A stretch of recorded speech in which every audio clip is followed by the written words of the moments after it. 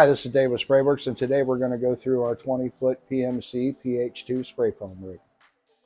Today we got PMC's PH2. Very simple machine to operate, and it's got some safeties built into it.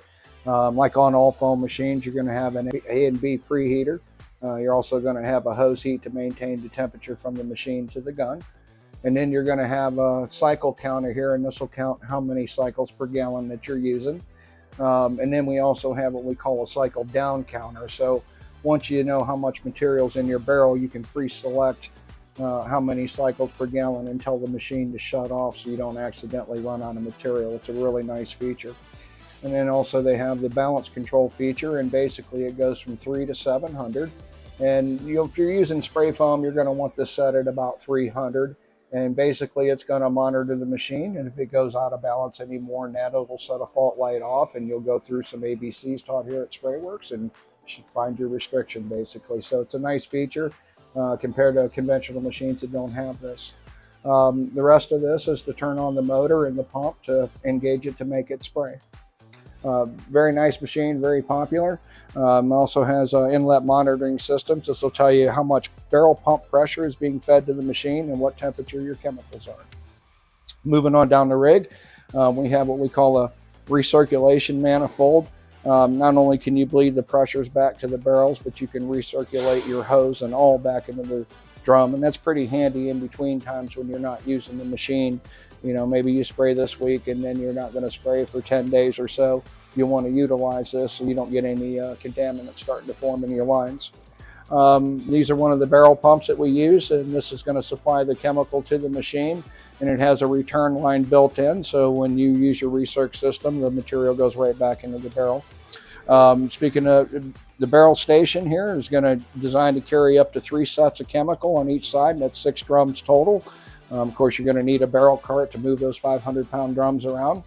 And then also we add an extra air line over to this side of the rig because open cell foams and polyureas, the B side's going to need agitated, and typically that's done with a air-driven mixer. We've got an electric outlet set up on this side here as well, and this is so if you want to add additional heat to keep barrels warm in the winter times and the colder months, you can add those additions on. Of course, you're going to want to carry your safety data sheets with you, so we've got a nice compliance center here. Moving on, we've got a couple nice cabinets with key lock and magnetic doors that close. Really nice. And inside, of course, we've got your spray gun, your cleaners, your solvents, protective gloves, that type of thing. Knit gloves in that one. And then, of course, in the other one here, you'll have some of your masks that you would use to, you know, maybe clean parts or do pour overs with, that type of stuff. And, of course, some suits. And then down on the countertop here, you'll see there's a flush pot here that you'll want to flush your spray gun out with when you're done using it.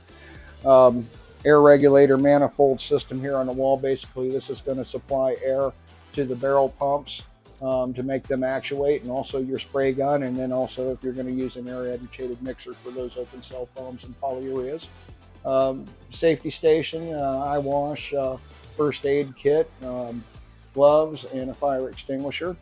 And in this rig here, of course, we've got a wall mount heater, like I mentioned, for those colder months. And these rigs are all spray foam insulated, wall ceilings and underneath too, to help maintain temperatures in these. And then, you know, once again, if you had some additional heat that you wanted to add in, of course, you've got the electric to do so with. And then moving down, this would be your A pump. And of course, these pumps have their own regulators, so you can regulate the air going to those. Typically, we set these between, let's say, 70 and 80 PSI in general. And then moving on down to the hose. This has got PMC hose on it, and PMC has a external copper weave sleeve that slides over the hose that gives it a nice even heat flow compared to, let's say, conventional type hoses. And then we top that off with PMC or Graco's Fusion PC gun. Probably one of the most easiest ones to maintain in the market. Okay, here we are in the generator room. This is the power supply that's going to power everything. Also, we got, in this case, I think we've got a 35 kW generator here, tier 4. You want to make sure you meet compliances these days.